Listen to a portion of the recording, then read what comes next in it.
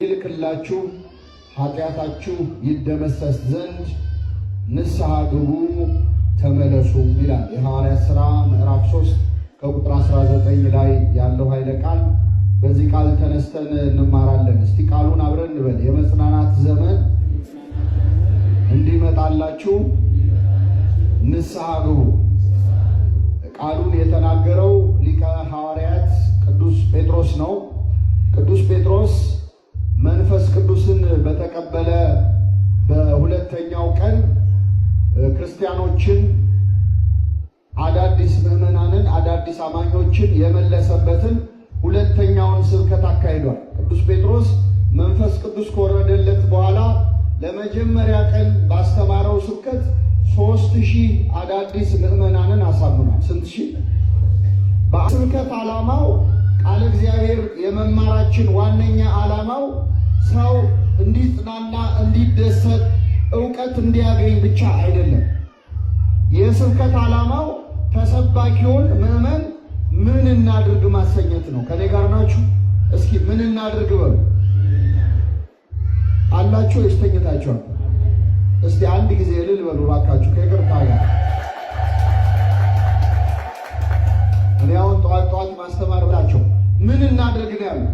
ይህን ጊዜ ቅዱስ ጴጥሮስ የመጽናናት ዘመን እንዲመጣላችሁ ምን አድርጓል? ንስሐ ግቧል።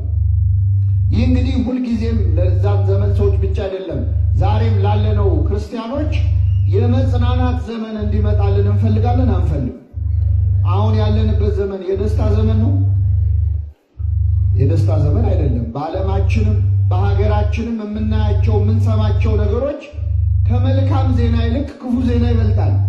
ይህን ያህል ሰው እንደዚህ ያለ አደጋ ሞተ፣ በዚህ ቦታ ላይ እንዲህ አይነት ውጊያ ተደርጎ ይህን ያህል ሕዝብ አለቀ የሚባልበት ሀገራችን ውስጥ የገዛ ወንድምና ወንድም የሆኑ በመካከላችን ያሉ ሁለቱም ወገን እንደው አሸነፈ ቢባል ደስ ማንሰኝባቸው። አሁን እኛ እዚህ ቆመን ቃለ እግዚአብሔር በምንሰማበት በምናስቀድስበት ሰዓት በዚህ ሰዓት እየሞቱ ያሉ ወገኖቻችን አሉ ይሉ አሉ። እግዚአብሔር ይህንን እሳት ያብርድልን። እንዲህ ያለው ፈተና እንዲቆም ከፈለጋችሁ፣ የደስታ ዘመን የሰላም ዘመን እንዲመጣላችሁ ከፈለጋችሁ ምን አድርጉ ነው ያለው ቅዱስ ጴጥሮስ? ንስሐ ግቡ ነው። ስለዚህ ለሀገራችንም ለዓለማችንም ሰላም ትልቁ መፍትሄው ንስሐ ነው። በነገራችን ላይ እዚህ ቤተ መቅደስ ያለው ሰው በሙሉ ንስሐ ቢገባ ለሀገር የሚተርፍ መጽናናትና ሰላም እግዚአብሔር ሊሰጥ ይችላል። እዚህ ያለነው ብቻ ራሳችን ማለት ንስሐ ብንገባ። ስለዚህ በዛሬ ትምህርታችን ንስሐ እንዴት ነው የምንገባው? ንስሐ ለምንድን ነው ያስፈለገው? አገባባችን እንዴት ነው? እግዚአብሔርስ እንዴት ያለ የንስሐ ሕይወት እንድንኖር ይፈልጋል የሚለውን ነው የምንማረው። በመጀመሪያ ምዕመናን ንስሐ ማለት በግዕዝ ሲነገር ነው። በአማርኛው ጸጸት ማለት ነው። በግዕዙ መጽሐፍ ቅዱስ ላይ እገሌ ተጸጸተ እገሌ ተጸጸተ ተብሎ የተጻፈ ካለ በአማርኛው ጸጸት ያለው በግዕዙ ንስሐ ነው የሚለው። ስለዚህ ንስሐ ማለት ምን ማለት ነው? መጸጸት ማለት። ጸጸት ሁሉ ግን ንስሐ አይደለም። ሰው በተለያየ ምክንያት ቀኑን ሙሉ ሲጸጸት ሊውል ይችላል። እግዚአብሔርን ደስ የሚያሰኘው ሰውን ደግሞ ለመንግሥተ ሰማያት የሚያበቃው ንስሐ የሚባለው አምላኬን እግዚአብሔርን በድየዋለሁ ብለን የምናዝነው ሐዘን፣ ፈጣሪን አሳዝኘዋለሁ፣ አድርግ ያለኝን አላደረኩም፣ አታድርግ ያለኝን አድርጌያለሁ። እንግዲህ መጽሐፍ ቅዱስ በሕግና በትእዛዝ የተሞላ መጽሐፍ ነው። ሕግ የሚባሉት አታድርጉ አታድርጉ አታድርጉ የተባልናቸው ናቸው። ትእዛዝ ደግሞ አድርጉ አድርጉ የተባልናቸው ናቸው። እግዚአብሔር አድርጉ ብሎን ያላደረግነው ብዙ አለ። አታድርጉ ብሎን ደግሞ ያደረግነው። እኔ ለማማት ብዬ አይደለም ስላልን እኮ ሐሜት መሆኑ አይቀርም። በአንደበታችን ብዙ ኃጢአት እንሰራለን። ብዙ በተናገርን ቁጥር ሕገ እግዚአብሔር እንጥሳለን። ለዚህ ነው አርሳኔዎስ የተባለው አባት ቅዱስ አርሳኔዎስ ዝምተኛ ነበረ። በዚህ በመጽሐፈ መነኮሳት ላይ ታሪኩ ተጽፏል። ዝምተኛ ነው። አባታችን ለምንድን ነው ዝምተኛ የምትሆነው? ለምን አታነጋግረንም? አትወደንም ወይ? ለእኛ ፍቅር የለህም ወይ አሉት መነኮሳቱ ተሰብስበው። ምን አላቸው መሰላችሁ? ብዙ በተናገርኩኝ ቁጥር እጸጸታለሁ፣ ዝም በማለቴ ግን ተጸጽቼ አላውቅም። ሰው ብዙ በተናገረ ቁጥር ኃጢአት ይሰራል። ከቃል ብዛት የተነሳ ኃጢአት ሳይኖር አይቀርም ይላል መጽሐፍ። እያንዳንዱን ቃል ደግሞ የምንናገረውን ማን ይሰማል? እግዚአብሔር። እንደዋዛ ለጨዋታ ብለን ለቀልድ ብለን የምንናገረው ንግግር ውስጥ ራሱ እግዚአብሔር ይሰማል። እንደዋዛ ለተናገራችሁት ቃል በፍርድ ቀን መልስ ትሰጣላችሁ። ስለዚህ እያንዳንዱ ቃላችን ራሱ ኃጢአት ሆኖ ሊያስኮንነን ይችላል። ከቃሌ የተነሳ ትጸድቃለህ፣ ከቃሌ የተነሳ ትኮነናለህ ይላል። ስለዚህ ሁለተኛው በአንደበት የምንሰራው ነው። ሶስተኛው በሐሳብ የምንሰራው ነው።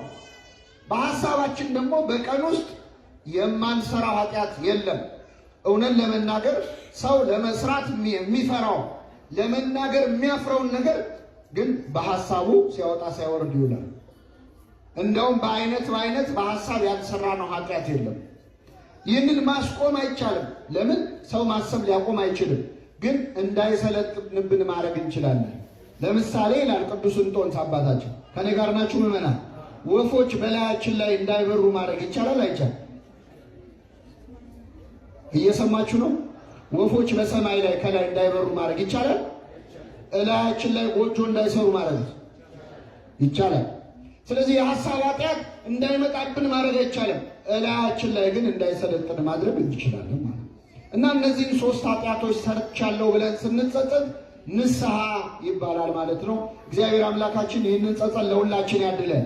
ንስሐ ማለት ኃጢአትን ለካህናት መናገር አይደለም፣ መጀመሪያ መጸጸት አለ። ንስሐ ማለት የኃጢአት ሪፖርት ማቅረብ አይደለም፣ እንዲህ ሰርቻለሁ ማለት አይደለም። መጀመሪያ በድያለሁ ማለት ያስፈልጋል። ሰው ዝም ብሎ እኮ ኃጢአቱን ሲያወራ ሊውል ይችላል። እሱ ንስሐ። አንዳንድ ሰዎች ለጓደኛ ከነገርከው ንስሐ ነው የሚሉ ሰዎች አሉ። ስለዚህ የሚባል ትምህርት እንደው ንስሐ ይላውራ። አሁንማ በዚህ በዩቲዩብ እና በሚዲያ ዘመን እኮ በየፖድካስቱ እየሄዱ ኃጢአታቸውን የሚያወሩ ሰዎች አሉ። የሉ? ይህ ንስሐ ነው አይደል? ንስሐ መጀመሪያ ጸጸት መኖር አለበት። አንዳንድ ሰው ኃጢአቱን እንኳን ሲያወራ እኮ ደስ እያለው የሚያወራ ሰው አለ። እንደው በትዝታ ባህር እየዋኘ እኔ እኮ አይቆጨኝም፣ ያላየሁት ነገር የለም፣ መጠጡንም ቢሆን ተራጭተንበታል፣ ስካሩንም ቢሆን እንደው ምንም አይቆጨኝ። አሁን ይህ ንስሐ ነው አይደለም? አምላኬን እግዚአብሔርን በድዬዋለሁ ብለን ስናስብ ነው ይህ አይነቱ ጸጸት ሰውን ወደ መዳን የሚያደርሰው ንስሐ ነው። ይህንን ንስሐ ለሁላችን ያደለን። ሁለተኛው ምዕመናን፣ እግዚአብሔር ከበደል በኋላ ንስሐ ከተሰማን ጸጸት ከተሰማን በኋላ ደግሞ ኃጢአታችንን እንድንናገር ይፈልጋል። ኃጢአታችንን ብንናዘዝ ከበደላችን ያነጻን ዘንድ የታመነ ነው እንዳለ ቅዱስ ዮሐንስ በመልእክቱ ኃጢአታችንን እንድንናገር ማን ይፈልጋል? እግዚአብሔር ይፈልጋል። የመጀመሪያዎቹን በደለኞች እስቲ አስታውሷቸው። የመጀመሪያዎቹ ኃጢአተኞች አባታችን አዳምና እናታችን ሔዋን ናቸው። የሰሩት በደል ምንድን ነው? አትብሉ የተባሉትን ዕፀ በለስ ምን ብለዋል? በልተዋል። መቼስ ያው የተጻፈው የእነሱ ስለሆነ ነው እንጂ እኛ ከእነሱ የተሻለ ኃጢአት ሰርተናል አልሰራም። እነሱ ፍሬውን የበሉት፣ እኛ ግንዱን ቅጠሉን ሁሉ ቀቅለን የበላን። ከእነሱ የተሻለ ብዙ ኃጢአት ሰርተናል። ግን የተጻፈው የእነሱ ስለሆነ የእነሱ ልንገራል። አዳምና ሔዋን ዕፀ በለስን በሉ፣ ጸጋ ክብራቸው ተገፈፈ። ይህን ጊዜ አዳም በገነት ዛፎች መካከል ይመላለስ ነበር ይላል። እግዚአብሔርም አዳም አዳም ሆይ ወዴት ነህ አለው ይላል። እስቲ በሉ አዳም አዳም ሆይ ወዴት ነህ? አሁን እግዚአብሔር አዳም የቱ ጋር እንዳለ ያውቃል አያውቅም?